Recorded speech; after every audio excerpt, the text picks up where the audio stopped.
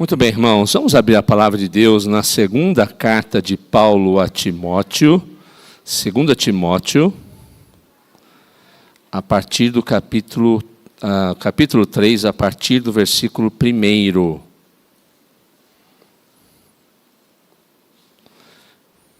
Estamos falando, o tema desse mês, nos domingos à noite, é o fim dos tempos, e esse texto fala alguma coisa muito importante sobre isso, para que nós analisemos os nossos dias, a nossa vida, a igreja do Senhor, e nos preparemos adequadamente já hoje para os dias que se seguem, que antecedem a volta do Senhor Jesus Cristo. O capítulo 3, 2 Timóteo, a partir do versículo 1, nós leremos um pouco mais longo do que o normal, até o capítulo 4, versículo de número 8.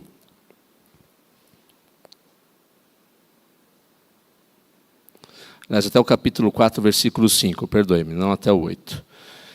3:1 até capítulo 4, versículo 5. A palavra de Deus nesse trecho nos diz o seguinte: sabe, porém, isto, nos últimos dias sobrevirão tempos difíceis, pois os homens serão egoístas, avarentos, jactanciosos, arrogantes, blasfemadores, desobedientes aos pais, ingratos, irreverentes, desafeiçoados, implacáveis, caluniadores, sem domínio de si, cruéis, inimigos do bem, traidores, atrevidos, enfatuados, mais amigos dos prazeres que amigos de Deus, tendo forma de piedade, negando-lhe, entretanto, o poder.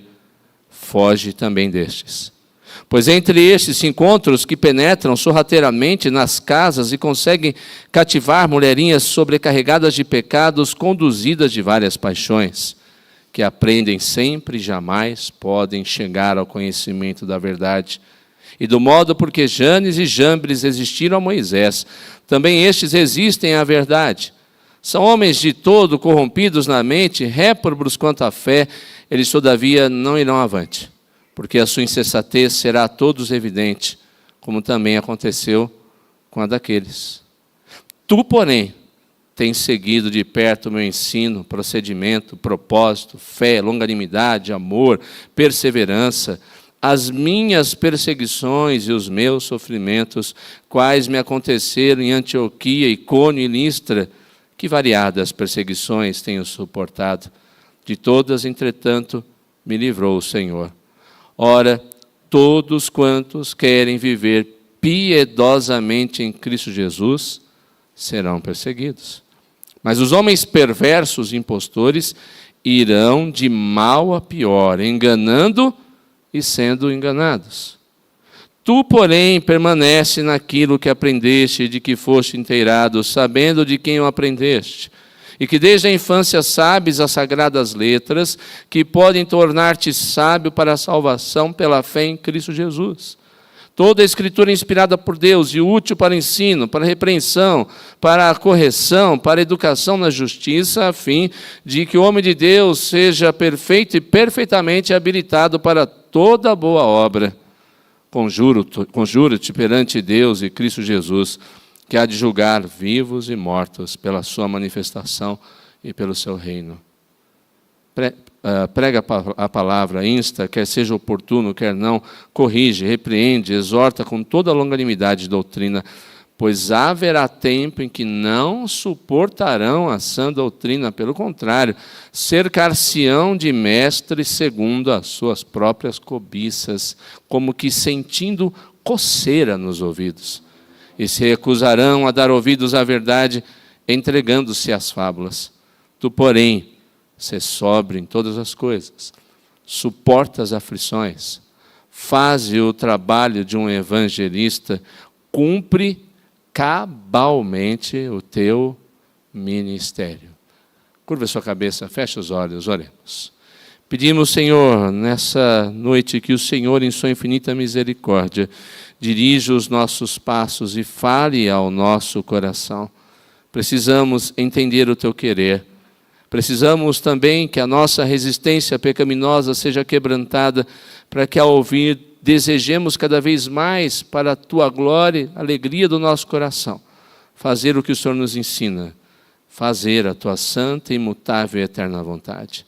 Tenha misericórdia de nós, fala conosco, pois eu oro em nome de Jesus. Amém. Queridos, a segunda carta de Paulo a Timóteo tem como um dos seus objetivos, Timóteo é um jovem pastor, ele está começando o seu ministério, faz parte da equipe pastoral de Paulo, juntamente com Silas, e por causa da sua mocidade, sua juventude, ele está encontrando sérias dificuldades, resistência de muitos membros, possivelmente da igreja ali em Éfeso, que não estavam dando muito crédito ao que ele fazia, ou o que ele falava. Além disso, Timóteo começa a conversar com Paulo, dizendo: Paulo, estou encontrando sérias dificuldades doutrinárias e também éticas, comportamentais na vida dos crentes dessa igreja. Paulo, eu não sei o que eu faço. Eu estou atravessando dificuldades, preciso de ajuda, preciso de orientação. Paulo, então, escreve tanto a primeira carta quanto a segunda carta, para dar orientações a esse jovem pastor, para que ele saiba como se comportar como pastor, como agir como pastor, como lidar com as ovelhas que Deus confiou em suas mãos. Havia ali, no seio da igreja de Éfeso, falsos mestres, que estavam ensinando uma doutrina legalista, mas que não mudava o coração e a vida dos seus ouvintes, dos seus discípulos da igreja que erroneamente estavam ouvindo as suas vozes. Aqui é uma coisa extremamente importante, irmãos. Doutrina é importantíssima. O ensino da palavra, que é doutrina, é importantíssimo. Mas se ele não muda a nossa vida prática e ética, não adianta absolutamente nada. Ambas as coisas devem caminhar juntas. Uma igreja desprovida de ensino doutrinário, ensino bíblico, é uma igreja que não tem alimento. Mas uma igreja que recebe esse alimento, mas esse alimento, esse ensino não vem ao coração daqueles que aprendem, não faz a mínima diferença. Essa dificuldade Timóteo estava enfrentando aqui. Paulo, então, começa a falar de alguns problemas que podem também estar relacionados aos nossos dias, e começa fazendo uma referência sobre, expressamente, aquele intervalo de tempo que antecede a volta do Senhor Jesus Cristo. Ele já começa dizendo: sabe, porém, nos últimos dias, antes da volta de Cristo, ele diz: os tempos serão difíceis, virão dias, tempos difíceis. A Escritura Sagrada promete bênçãos para nós, promete o favor de Deus para nós, promete o cuidado de Deus para nós, mas não promete que a gente não vai enfrentar dificuldade. Aliás, Paulo, nesse texto que lemos, diz: aqueles que querem ter uma vida piedosa serão perseguidos. Aqueles que desejam cumprir cabalmente o ministério sofrerão represálias de dificuldades. Estamos vivendo os últimos tempos, assim como naqueles dias a igreja de Éfeso, Paulo, Timóteo, Silas já estavam vivendo, mas a ideia de Paulo é que isso iria gradualmente se agravar cada vez mais em nosso meio e na igreja. Um tempo talvez de grande apostasia em relação às coisas do nosso Deus. E o mais importante nesse texto é entender que esses tempos difíceis podem se referir à distância, a pessoas que não conhecem a Deus, mas Paulo está falando para Timóteo de pessoas dentro da igreja. Ele está falando de coisas que aconteceriam nos relacionamentos, na vida de pessoas que frequentavam os bancos da igreja de Éfeso naqueles dias. Então, esse texto, irmãos, é para nós nessa noite um alerta. Nós devemos saber como estamos, devemos olhar ao redor, nos preparar para isso, devemos nos cuidar para não seguirmos os caminhos ou esses falsos ensinos, mas, ao mesmo tempo, no poder do Espírito, nos anime e oriente em como podemos vencer essas coisas. Portanto, o primeiro ensino dessa passagem nos orienta a identificar aquelas pessoas que estarão distantes nos últimos dias. É um convite à identificação. Como elas serão? E como eu tenho que tomar cuidado em relação a isso? Paulo começa falando dos falsos mestres que estavam naquela igreja. Inclui entre eles aqueles que absorvem os ensinos falsos que eles passavam e, por isso, tinham um comportamento completamente contrário à vontade de Deus e à Escritura Sagrada. Ele vai fazer uma descrição, eu não tenho como ficar falando detalhadamente de cada uma delas, mas podemos ter uma ideia do que Paulo está falando para nos alertar e também para que vigiemos em relação a esses últimos dias. Paulo começa dizendo, nos últimos dias, esses tempos difíceis, esses homens serão egoístas. No texto original, há uma força maior para a palavra. Serão não somente egoístas, serão profundamente egoístas. Ser egoísta já é feio, não é isso? Já é terrível. Ser profundamente egoísta é pior ainda. E nada poderia ser, ou é uma das coisas mais tristes no meio da igreja, do povo de Deus, ter pessoas que são voltadas para dentro de si mesmas, que só pensam em si mesmas, nas vantagens que podem obter para si mesmas, naquilo que a igreja pode conceder para elas apenas e não somente para elas.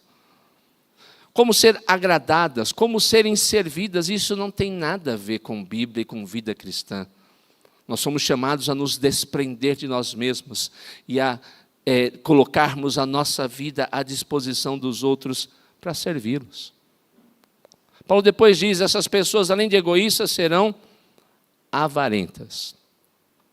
Terão escorpião no bolso. O texto trata não apenas aqui ao amor ao dinheiro. A palavra que é usada, ela abrange muito mais coisa. É o amor ao dinheiro? Sim, mas é também o amor à fama, o amor à grandeza, querer ser notado, notório, melhor e maior do que os outros. E a gente está vendo isso acontecer cada vez mais dentro das igrejas também. Pessoas propensas a não dividir o que Deus dá, a não dividir parte das bênçãos que Deus concede, a não abençoar os outros com os seus bens, a quererem fama e usarem, às vezes, a igreja como trampolim para a sua fama. Começa a cantar. Quantas igrejas já vi isso? A pessoa, está acontecendo muito, a pessoa é cantor, cantora famosa. Onde você começou? Na igreja. Onde você começou? Na igreja. E depois começam a ter uma vida, não dá certo, se distorcem completamente, porque o que é mais importante para elas, nessa avareza, na palavra que Paulo usa, é estarem ou serem notadas, notórias, terem fama de qualquer tipo e a qualquer custo. Paulo depois diz, essas pessoas serão jactanciosas. Paulo faz uma crítica àqueles que temem, é esse o significado da palavra, mais aos homens do que a Deus. Querem apenas e tão somente as pessoas que possam elogiá-los e não os critiquem em forma nenhuma, não chamem atenção, não admoestem, não os exortem para que eles abandonem a vida de pecado e sigam a vontade de Deus. Pessoas que vivem apenas por ostentação, que querem se manter nessa ostentação, mas não querem se submeter àquilo que Deus diz para eles fazerem, se quebrantarem e voltarem-se para o Senhor. Paulo continua e diz que tais pessoas seriam ou serão arrogantes.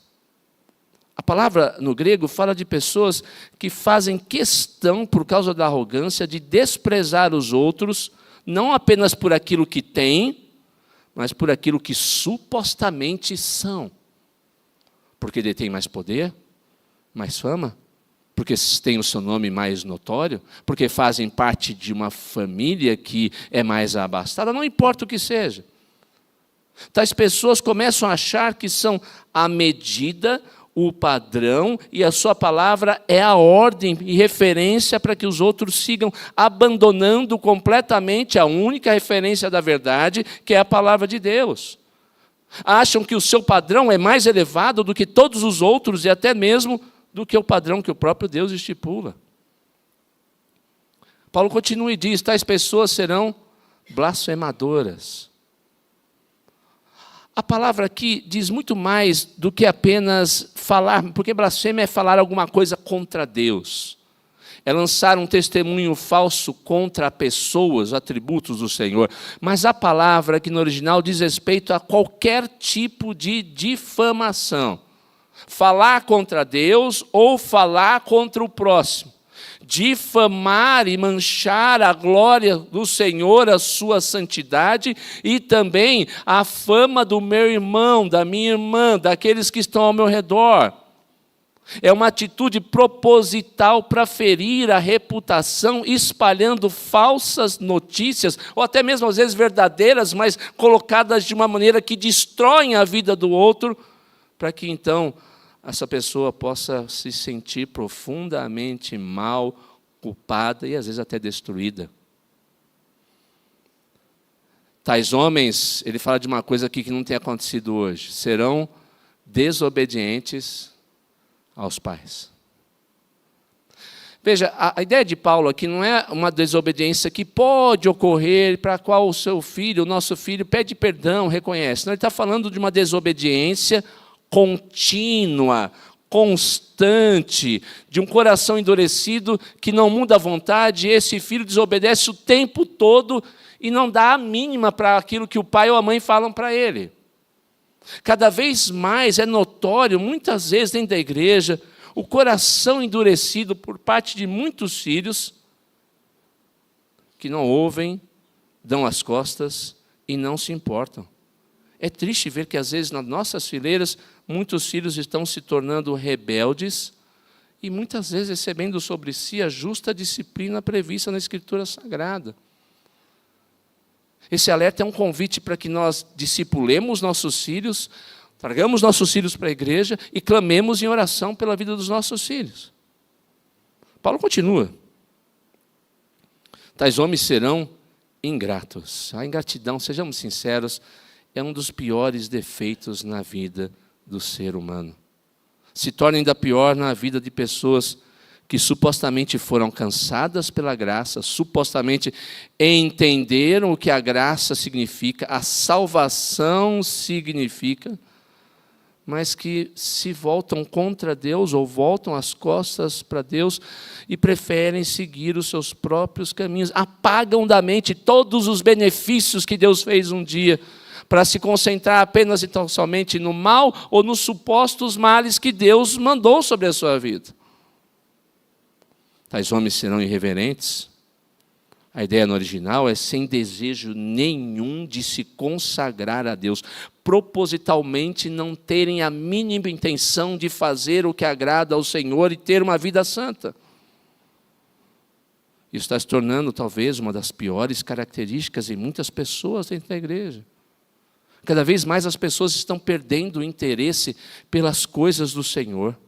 Cada vez mais perdendo interesse em estar na casa de Deus, como os irmãos estão aqui nessa noite. Em servir ao Senhor, estamos em mais uma vez numa chamada para pessoas servirem a Deus, chamados para servir, mas muita gente tem que caçar pessoas, espero que não esteja acontecendo isso esse ano, mas em muitas igrejas tem que caçar, como se estivesse pedindo esmola para pessoas servir a Deus. Isso é ser irreverente, não é apenas o comportamento, é também o comportamento no culto, na hora de ler a Bíblia, na hora da oração, na hora de cantar um hino, mas irreverência diz respeito a toda a nossa vida diante do Senhor. Tais homens serão desafeiçoados. A ideia aqui de Paulo é se referir a pessoas incapazes de nutrir carinho pelo ser humano que está ao seu redor, por aqueles principalmente que precisam de você, principalmente daqueles que estão no seu círculo de amizade ou familiar. Já ouvimos falar de filhos e pais que estão cada vez mais num número crescente, distantes uns dos outros. Outro dia eu ouvi a história de uma situação em que não era necessária, de uma família que pôs o pai num asilo e já faziam 5, 6 anos que nem sequer iam visitá-lo, era gente de igreja.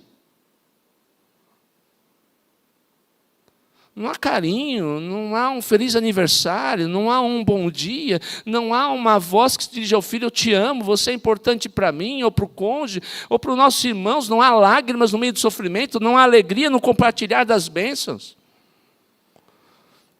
Há poucos anos atrás, ouvimos a história de uma filha que planejou com um namorado a morte cruel dos seus pais enquanto estavam dormindo. De pais que planejam o assassinato do próprio filho. O que está acontecendo com o nosso mundo, irmãos?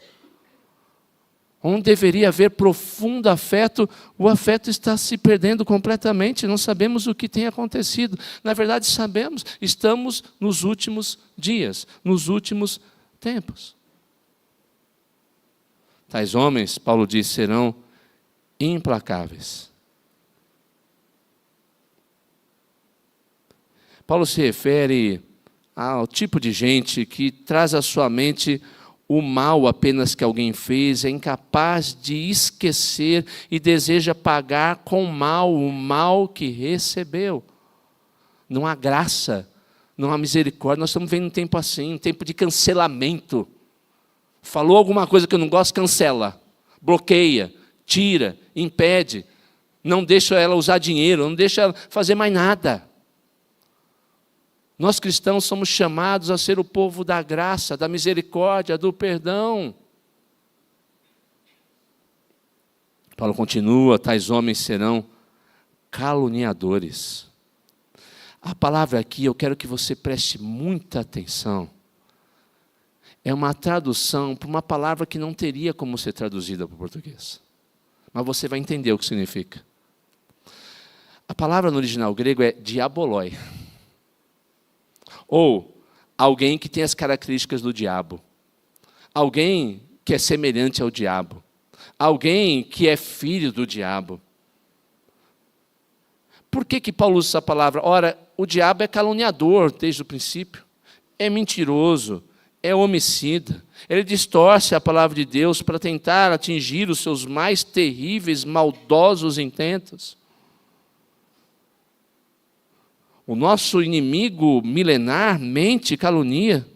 E assim como o diabo mente em relação às coisas de Deus, nos últimos tempos surgirão, estão surgindo homens, pessoas nas igrejas mentindo, caluniando no que diz respeito à doutrina, a Deus e também no que diz respeito aos outros. Tais homens serão sem domínio de si. Essa parte é muito importante, irmãos. Não há nada mais terrível do que ver ou saber que existem pessoas que se dizem crentes e dizem, mas eu não consigo, eu não me domino, eu não consigo me controlar. Isso não pode existir na vida de um verdadeiro cristão. Paulo diz na sua carta aos Romanos, o pecado não terá domínio sobre vós. Se o pecado está dominando você, e se você, no poder do Espírito, não consegue dominar o que você vê, o que você fala, onde você vai, como você se relaciona com as outras pessoas, como você lida com o seu dinheiro, como você lida com as suas dívidas, como você lida com a sua vida em relação ao próximo, meu Deus, alguma coisa está errada. Porque no poder do Espírito, mesmo em nossa fraqueza, nós podemos clamar a Deus e dizer, Senhor, ajude-me na minha fraqueza, eu preciso do teu poder, eu preciso ter domínio próprio, que aliás é o fruto do Espírito. Eu não consigo vencer a preguiça, não consigo vencer a bebida, o cigarro, a indiferença, a pornografia, a ira, a explosão, ao sexo antes do casamento, ao orgulho. Não, nós crentes não podemos dizer isso. Nós temos o Espírito de Deus. Mas Paulo está dizendo, nos últimos dias, isso ia acontecer. Ia crescer no nosso meio, na igreja. Paulo continua, esses homens serão cruéis, ou seja, ferozes, indomáveis. Pessoas que têm um comportamento de violência em relação ao mal, até mesmo quando não recebem o mal, que têm uma reação cruel, uma reação desmedida àquilo que recebem. Tais homens serão inimigos do bem. O texto se refere àqueles que não apenas se tornam inertes na busca do benefício e edificação do seu próximo, do seu irmão, mas também se tornam barreira. Então, porque Paulo está dizendo, tem gente que não faz nada, Não é isso? Ou está precisando de ajuda, ele cruza o braço. Mas Paulo está dizendo que essa característica é a seguinte: é aquele que não faz nada, mas além de não fazer, ele impede que o outro receba o bem. Tais homens serão traidores. Que característica terrível. Marcante até mesmo para a paixão e morte do Senhor Jesus Cristo, que foi entregue por meio de uma traição. E a traição é cruel, não é, gente? Porque ela abala a confiança, ela é feita por alguém que a gente conhece, alguém que normalmente tem intimidade conosco. Ela é cometida por aquela pessoa que menos esperávamos, a quem nós entregamos as nossas mais profundas intimidades, conhecimentos, pensamentos, segredos, nosso próprio coração. É triste saber que isso pode acontecer na igreja. Tais homens serão atrevidos. Paulo está se referindo aqui àquelas pessoas que são inconsequentes. Irmão, será que isso não está acontecendo na igreja? Por exemplo, tem gente que é de Deus, casou, às vezes, eu sei que tem as situações, por favor, eu não estou colocando tudo no mesmo saco, tá bom? Entendam isso. Mas um crente casou com uma moça crente, ou vice-versa, e daqui a pouco a gente ouve: eu quero me separar, porque eu não estou mais feliz. Eu não pensei direito. Eu quero curtir mais a vida. Eu acho que eu estava enganado, eu não tinha amor por essa pessoa. Isso é inconsequência. Pessoas que pensam, agem e decidem dessa maneira não estão medindo a consequência para o outro, para a igreja, para o corpo de Cristo e como Deus vê essas coisas.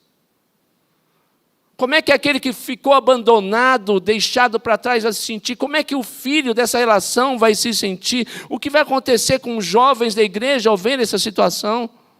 O que seu colega, que nem da igreja vai pensar ou fazer ao ver que você é um crente, mas se comporta como um não crente?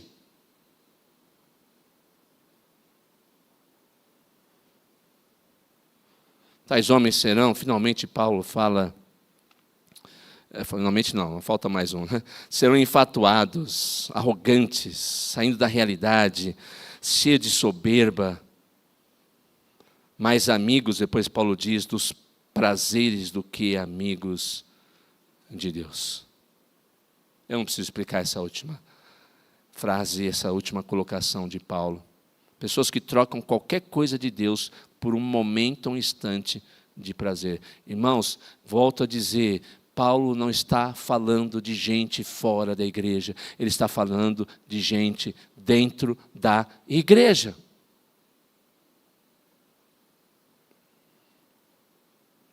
Pessoas que vivem uma religiosidade aparente, mas que têm um coração totalmente alheio a Deus e a sua vontade.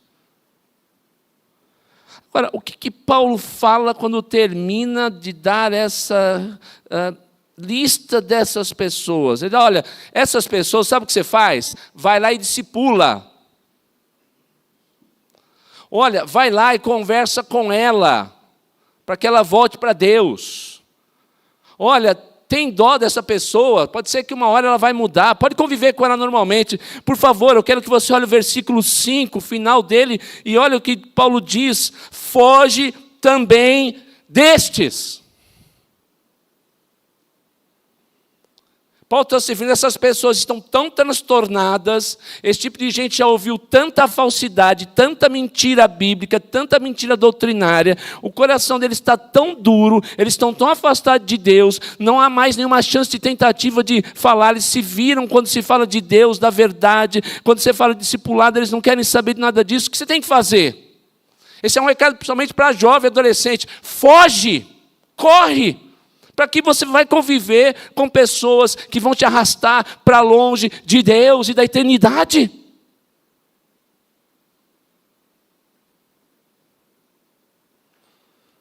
Mas nós podemos estar devidamente preparados para fugir deles, para fugir dessas situações e para nos encontrarmos com Cristo no dia que Ele voltar. É interessante aqui o contraste. Paulo diz, olha, foge deles. o comportamento deles acaba afetando os relacionamentos. Eles são como James e Jambres que tentaram imitar as coisas de Deus nas pragas no Egito, mas resistindo à verdade não deram certo. Eles não vão avante. O resultado para eles é a destruição, eles vão acabar se dando mal. Mas Paulo, então, vai falar para Timóteo algo interessante aqui, usando uma expressão que você vai prestar atenção. Nos versículos 10, versículo 14 e também no versículo 5. Ele vai usar uma expressão muito simples. Tu, porém.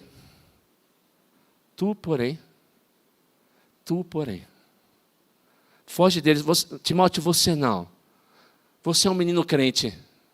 Você é um jovem crente. Você vai ter um estilo de vida, Timóteo, completamente diferente. Veja só, Paulo podia ficar, foge. Ponto. Seria, foge e acabou. Não, ele está dizendo, foge, não adianta nada. A vida cristã não é só um evento de ações negativas. Não faça isso. Fuja. Não ia adiantar nada. O nosso coração corrompido ia se voltar novamente para o mesmo caminho e nós nos tornaremos iguaizinhos a essas pessoas e com essas características. É necessário alguma coisa positiva que preencha esses aspectos pecaminosos que a gente tem que abandonar. É por isso que Paulo fala 3 vezes para Timóteo, tu porém é uma construção adversativa, você pelo contrário. Então Paulo começa, tu porém tens seguido de perto o meu ensino. Você repara o que está falando? Deles foge, comigo segue de perto. O que Paulo está ensinando? Irmãos, nós precisamos seguir homens e mulheres de Deus que sejam exemplo para nós. E nós precisamos clamar a Deus para que sejamos homens e mulheres de Deus exemplares para a vida dos outros. Nós precisamos de adolescentes que sejam exemplo, precisamos de jovens que sejam exemplo, senhores e senhoras que sejam exemplo, para que aqueles que fogem do mal saibam o caminho do bem em Cristo que devem seguir. Seguir de perto. Isso é mentoria. Permite falar uma coisa. Discipulado tem ensino. É importante o ensino. Mas só ensinar o que a Bíblia diz não é puramente discipulado. Discipulado exige mentoria. Mentoria exige conteúdo doutrinário. As duas coisas têm que caminhar junto. Como assim, pastor? Eu vou tentar explicar isso aqui que Paulo está dizendo para ele. Você está me acompanhando, Timóteo, o meu ensino, o meu procedimento, o meu propósito, minha fé, minha longanimidade, meu amor, minha perseverança, até mesmo minhas perseguições, você tem me acompanhado em toda a vida. É o método de Jesus. Jesus, quando escolheu 12, ele não chegava lá, bem, de manhã, vem aqui aprender, tivemos a escola dominical, tivemos o culto, pode ir para casa de vocês, eu vou para mim, acabou. Não, a Bíblia diz que eles viveram com Jesus, comeram com Jesus, oraram com Jesus, caminharam com Jesus, viram Jesus evangelizar as pessoas, viram Jesus curar as pessoas, viram Jesus ter misericórdia das pessoas. Discipulado exige mentoria. Mentoria é ter ou apresentar modelo, mesmo que em nossa imperfeição, mas que de alguma maneira aponte para o Senhor Jesus Cristo. Discipulado sem doutrina é fanatismo. Olha, ele me falou para fazer certas coisas, se eu fizer essas coisas, está tudo bem. Ok, é um começo. Ou se eu deixar de fazer essas coisas, ok, também é um outro começo. Mas discipulado sem mentoria é negligência. Discipulado exige que as pessoas que caminham ao meu lado entendam o que é caminhar com Cristo, aprendam os meus defeitos, aprendam as minhas qualidades, mas olhem para o grande mestre que está guiando a nossa vida em graça e misericórdia, que é o Senhor Jesus Cristo. Discipulado não pode ser feito em 3 meses, não pode ser feito em 6 meses, não pode ser feito em 1 ano. Quanto tempo Jesus demorou para fazer um discipulado? 3 anos. 3 anos. É o que Paulo está dizendo aqui. Segue de perto. Vê o que tem acontecido. Eu ensinei você.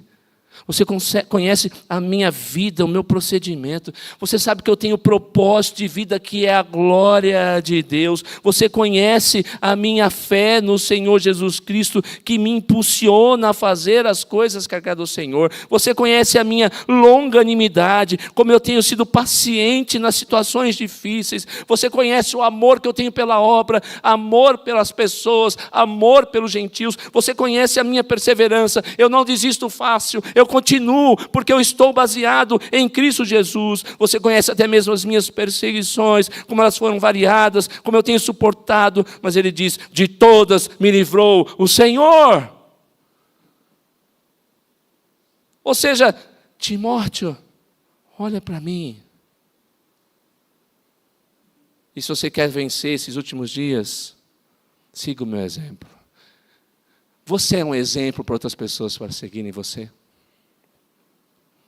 Nós temos exemplos em nossa igreja que a gente pode dizer, está ali um homem, uma mulher, um jovem, adolescente de Deus, que tem o padrão e imita o Senhor Jesus Cristo. Eu vou fugir daqueles, mas eu vou seguir de perto esse. Se a gente quer vencer esses dias maus, precisamos primeiro dizer, Senhor, eis-me aqui, Pai, eu quero ser um modelo, ajude-me em minhas imperfeições, ajude-me a ser um homem, uma mulher, um jovem, um adolescente de Deus, para ser uma bússola para outros não virem a mim, mas virem ao Senhor. E para que as pessoas possam fugir desse dia mau, que cada dia se aproxima mais. Mas Paulo fala mais coisas. Ele diz para nós algo importante quando nos tornamos modelo e os outros seguem esse modelo. Você tem que pagar e saber que vai pagar um preço. Ora, todos quanto querem viver piedosamente em Cristo Jesus serão vencedores, não é isso que está escrito no texto aí? Serão perseguidos. Você quer viver como agrada a Deus? Você quer viver para a glória de Deus? Você quer viver uma vida reta que agrade ao Senhor? Pode se preparar, vai vir perseguição sobre você, às vezes até dentro da igreja.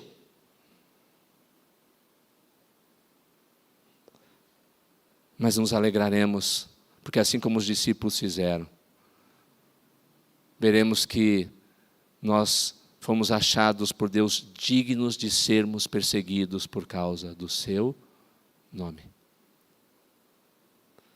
Paulo fala mais coisas. Então, foge. Tu, porém, me segue de perto, meu ensino, etc. Mas Paulo continua. Timóteo,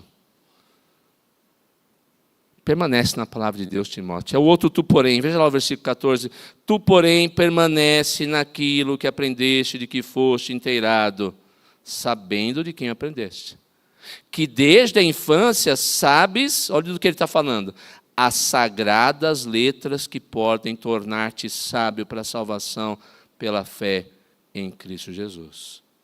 Toda a Escritura é inspirada por Deus, útil para o ensino, para a repreensão, para a correção, para a educação da justiça, a fim de que o homem de Deus seja perfeito e perfeitamente habilitado para toda boa obra. Nós precisamos de exemplo, mas a gente precisa da Escritura. Não tem como fugir dos dias maus, se manter de pé, mesmo em frente a uma perseguição, se nós não estivermos enriquecidos, nutridos, alimentados, edificados pela palavra de Deus. Timóteo sabia, tinha sido instruído, inteirado, conhecia a ideia, conhecia de memória tudo aquilo, ele memorizou, sua mãe, sua avó o ensinaram com profundo amor aquilo. E Paulo disse, você está apto não somente a cumprir seu ministério, mas a fugir desses dias maus, dessas pessoas más, ir adiante, influenciar positivamente, assim como eu te influenciei. E a ideia aqui, quando fala desde a infância, é interessante, a palavra que Paulo usa é desde bebê. Há um mito de que as coisas espirituais se misturam com as coisas físicas. Olha, ele não sabe ler, então quando meu filho souber ler, eu vou começar a ensinar a escritura. Vai esperando. Seu filho, desde que nasce, os seus sentidos vão se apurando e ele vai captando coisas que a gente às vezes nem imagina que ele está captando. Tem gente que não vê nenhum problema em colocar determinado, vou pôr essa música aqui porque ele vai se acalmar. Ruído branco. Ele vai ficar tranquilo. Eu não estou falando nada contra. Mas quando chega, vamos ensinar isso. Não, ele é muito bebê, não vai entender. Vai perdendo seu tempo. Vai deixando de lado as coisas da Escritura. Paulo está falando, Timóteo, você, desde a tenra infância, desde que era um bebezinho, você sabe de alguma maneira as Sagradas Letras, porque os seus pais entenderam a importância de colocá-lo no caminho da salvação e fé em Cristo, por meio da Escritura Sagrada. Quer fugir dos últimos dias? Quer permanecer de pé nos últimos dias? Quer estar pronto para encontrar o Senhor Jesus na glória? Escritura sagrada todos os dias no coração e no coração do seu filho.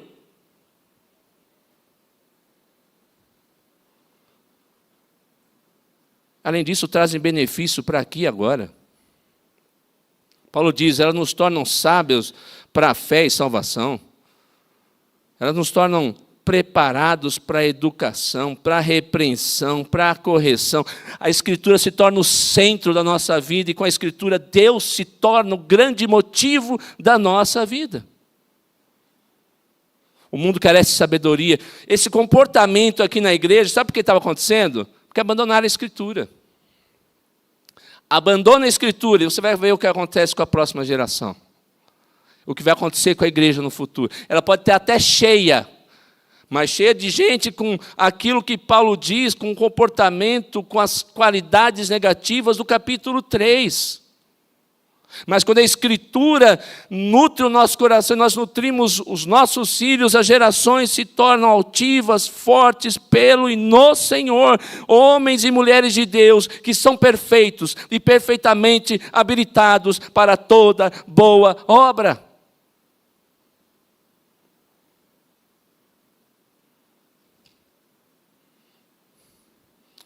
Finalmente, para vencer todas essas coisas, Paulo diz que devemos ser sóbrios em todas as coisas. Ele diz, tu, porém, sê sóbrio em todas as coisas, suporta as aflições, faz o trabalho do evangelista, cumpre cabalmente o teu ministério. Sim, Paulo está falando para um pastor, mas esse ensino vale para cada um de nós. Vale principalmente para os pastores, como eu, o reverendo Nelson, outros demais, mas vale para você também. Primeiro, olha o contexto. Paulo está dizendo assim, conjuro-te perante Deus, Cristo Jesus, Ele vai julgar, vai voltar, julgar vivos e mortos. Ele diz, prega a palavra. É interessante isso. Permitam-me primeiro um parênteses, já estou caminhando para o final da mensagem, mas às vezes, nós no afã de queremos ver resultados na igreja, começamos a inventar tanta coisa. Paulo podia ter dito aqui para Timóteo, Timóteo, faz uma equipe de dança litúrgica. Timóteo, faz um louvorzão para que a igreja possa mudar. Eu não tenho nada contra louvor, tá bom? Timóteo, pinta a parede de preto. O que ele fala no versículo 2? Prega a palavra. Prega a palavra. Apenas e tão somente a palavra. Insta. Se gostarem ou não, faz isso. Corrige pela palavra, repreende pela palavra, exorta pela palavra com paciência e com doutrina. Gente, no reino de Deus, para a igreja não tem mágica, não tem fórmula nova. Será sempre, até a volta de Cristo, única e exclusivamente uma só ordem. Prega a palavra. E o contexto aqui, Paulo está dizendo, por quê? Porque haverá tempo em que não suportarão a sã doutrina. Vão se cercar de mestres, a ideia aqui é de coceira no ouvido. Nossa, essa pessoa fala exatamente o que eu queria ouvir, é para essa igreja que eu vou. Aí agora não está mais falando o que eu queria ouvir, eu vou para a terceira igreja. Agora está gostoso o que ele está ouvindo. E não, já está falando de pecado de novo, deixa eu ir embora, que não está bom ali. E assim vai. E é isso que a gente está vivendo nos últimos dias. E pior, diz o versículo 4, se recusarão a dar ouvidos à verdade, preferindo se entregar às fábulas. Por isso que Paulo então diz, tu, porém, sê sóbrio em todas as coisas. Paulo diz a Timóteo, diz a todos nós, tenham uma vida de... O que é sobriedade? Estejam bem com os seus sentidos. Estejam vigilantes com os seus sentidos. O que é o contrário do sóbrio? É aquela pessoa que está bêbada. Esteja sóbrio, esteja atento. Sejam sóbrios em tudo. Tenhamos autocontrole, domínio próprio diante de Deus, dos outros, da nossa fé. Paulo depois continua, suporta as aflições, esteja pronto a sofrer. Ele confirma aquilo que falou agora há pouco. Nós devemos aprender a suportar pela fé e amor a Cristo, até mesmo a sofrer, e ensinar nossos filhos, porque os últimos dias nos ensinarão isso, e nós devemos estar preparados para isso. Você está ensinando seu filho a suportar aflições? A, se necessário, até mesmo ser perseguido? Você está disposto a dar sua vida pela fé em Cristo Jesus nos dias maus que estão se seguindo?